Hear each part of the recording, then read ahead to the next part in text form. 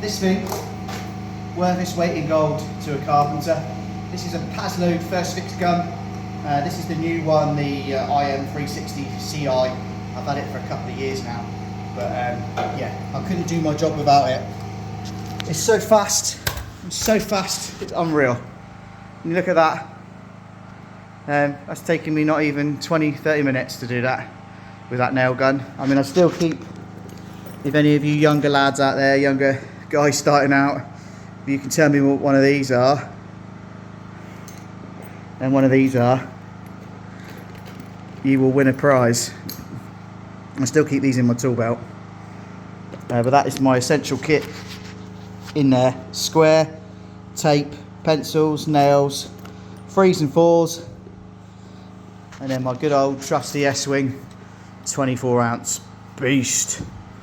Anyway, that's the structural wall done so far.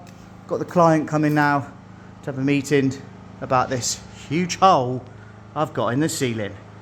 Remember, the slower you go, the faster you go.